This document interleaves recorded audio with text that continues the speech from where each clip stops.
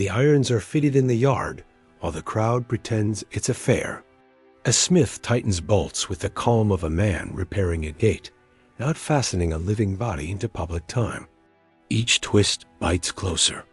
The metal is rough where it matters, raw where it rubs, and already warm from the hands that handled it like property. Up you go. A cart rolls away. The rope takes your weight, and the world drops a few feet as if the earth has decided you're no longer worth supporting. Wind pushes through your shirt.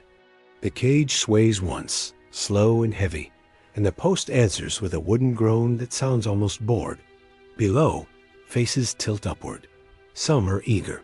Some are relieved it isn't them. A few look away, then look back, caught between disgust and curiosity, the way a tongue worries a sore tooth. The road keeps moving. That's the first cruelty. Life continues. Hooves strike stone. A wagon rattles. Someone laughs too loudly at something unrelated, and the sound hits you like insult. Then the sun comes around the post and finds you. By midday, it has turned the iron into a stove and your mouth into a dry cloth. Sweat crawls down your spine, but the breeze steals it before it can do you any good. Thirst doesn't arrive as drama. It arrives as arithmetic. Every breath costs water. Every curse spends more. Every hour is a bill you cannot pay. A bird lands on the top beam. It doesn't care about your name, your crime, your prayers. It watches with a tidy, bright patience. More shapes circle in the distance, black commas in a wide blue sentence. A constable calls up from below, making sure you're displayed correctly, as if this is merchandise and not a man. And the sick joke of it all sits in your stomach. You are not here to die quickly. You are here to be seen dying slowly, out in the open, where the countryside can learn a lesson by watching you fade. England in the 1750s loves order the way a drunk loves the bottle, loudly, violently, and without shame. The law doesn't simply punish. It performs. It wants theater on the roadside, a warning nailed to timber. Gallows do that in one afternoon. A gibbet does it for weeks. The charge hardly matters once the sentence is spoken. Smuggler, highwayman, thief with a knife labels that let the state turn you into a signpost. You become a message strapped into iron. This is what happens when you break the rules of men who own the land. They pick the location with care.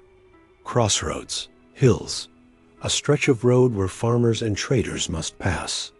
The post is planted like a monument. It doesn't hide in a yard behind walls. It stands in daylight, where the wind can carry the smell of fear across fields. And it isn't only fear they sell. They sell reassurance. Villagers look up and tell themselves the world is safe because someone else is suffering. Merchants glance once and tighten their grip on a purse. Children are dragged close by a parent who wants the picture burned into memory and pushed away when the child asks the wrong question. What did he do? What happens if you steal? How long will he stay up there? Long enough. That is the point. This is punishment built on exposure. Heat, cold, hunger, thirst, insects. Nights that last forever when your body can't lie down. Even mercy becomes a rumor. Sometimes a friend tries to bring water. Sometimes a stranger throws a stone for sport. Sometimes nobody does anything at all because the law has trained people to treat your suffering as a civic duty. And here's the bridge to what comes later in this world of ours. Bodies that end in chains don't always end in peace. Some wind up on the surgeon's table. Some are purchased, traded, claimed. The state turns a person into an example, then into an object. A warning first, a specimen second. That's the economy of punishment. It wastes nothing it can display or dissect. Now before the first night arrives, and the countryside goes quiet, if you've got the stomach to stay on this road with me, hit like now. Consider it the price of admission. Because once the sun drops, the real work begins. Not the work of the executioner, the work of time. The kind that doesn't swing a rope and walk away. The kind that sits beside you for 15 days and asks, again and again, how much dignity you can lose before you stop calling yourself human. Day 1 teaches you logistics. Where to brace your feet so the bars don't cut the same spot raw. How to shift your weight without making the cage swing like a bell. When to breathe shallow to ease the dry scrape in your throat. Small strategies, desperate and clever, as if survival is still a skill that matters. By afternoon, the mouth feels like it's lined with dust.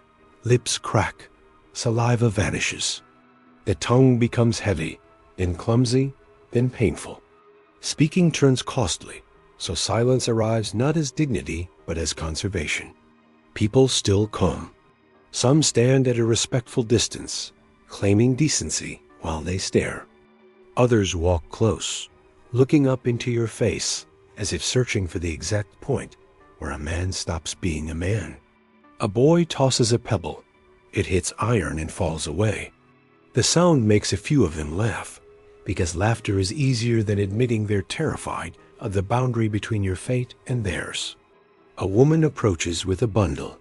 For a heartbeat, hope stirs water, bread, a rag to wipe your face. The bundle stops at her chest. She looks at the constable nearby. He gives a small shake of his head, almost gentle. Her jaw tightens. She walks away without meeting your eyes. The lesson is delivered to both of you, not just to the condemned. To the entire village, compassion must request permission. Night 1 is worse than hunger. Dark turns the road into a listening place. Crickets, wind, the distant clank of a latch. Far-off laughter from a tavern that feels like an insult thrown through the trees. Your body cannot settle. No lying down. No true rest. The spine aches. The legs tremble. Cold creeps into joints and stays there like a tenant who refuses to pay rent. Sleep comes in ugly fragments. A minute here, a minute there, interrupted by the cage's sway, by a sudden gust, by a bird landing above with a sharp rustle of wings. Every noise makes you startle, because the mind is searching for threats it can't fight. Dreams don't soothe, they taunt. In dreams you drink. In dreams you run. In dreams you press your face into grass and feel earth under your cheek.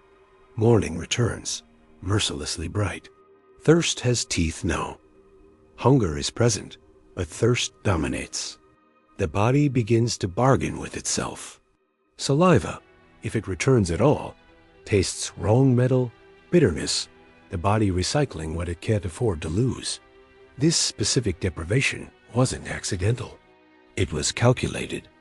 The law believed that slow death purified the soul, or at least terrified the witnesses enough to prevent future crimes. Your thirst is a policy decision. By day 3, the skin under the iron feels bruised. The bars rub the same points, shoulder, ribs, hip. A rawness forms, not dramatic, just persistent, the way a bad shoe ruins a foot. Shifting helps for a while. Then every position hurts. Visitors become a parade of human nature at its worst. A farmer spits and calls you a warning. A drunk calls you a joke. A man in fine clothes looks up with a thin smile, satisfied that the law is doing its job. 2 children argue about whether you can hear them. One dares the other to shout your crime. The shout rises. It feels like being branded in public. Sometimes, kindness appears in cowardly shapes. A crust of bread flung upward that falls short. A cup of water left near the post that the constable doesn't notice, then later kicks away when another official rides past. A prayer muttered by someone who refuses to look directly at you, because looking would turn prayer into responsibility. The birds learn your schedule faster than the villagers do. They circle when the road is quiet. They land when your head droops. They wait, patient and practical. Their confidence isn't cruelty. It's certainty. Nature doesn't share your morality. It shares your weakness. By day 7, the mind begins to drift in ways that frighten you more than the cage. Thoughts come slow. Names slip. Time blurs. The sun's movement becomes your only clock. When clouds cover it, panic rises, because even the cruel predictability of daylight is a comfort you can't afford to lose. And still the cage stands. Still the post holds. This is what gibbeting really is. A slow stripping. Not just of flesh of status, speech, certainty, privacy. You are displayed until even your own sense of self starts to thin. At some point, you stop thinking of justice. You stop thinking of crime. You think of water, shade, one uninterrupted hour of sleep. One person brave enough to look up and see you as more than a warning. The road refuses. The law refuses. The iron refuses. The betrayal arrives in the people you used to recognize. On day 10, a face appears at the edge of the crowd, someone you once drank with, worked beside, joked with. Their eyes meet yours for a second. Not pity, calculation. They are measuring the distance between you and them, deciding whether your friendship is worth the risk of being associated with your ruin. A small nod follows, almost an apology. Then the head turns away, and the person melts back into the group like nothing happened. That's when it hits hardest. The cage isn't only iron, it's social. It isolates by making you radioactive. Anyone who helps you risks becoming part of your story, and in this century, stories are weapons. Even the constable begins to look tired of you, not because he cares, but because your suffering has become routine.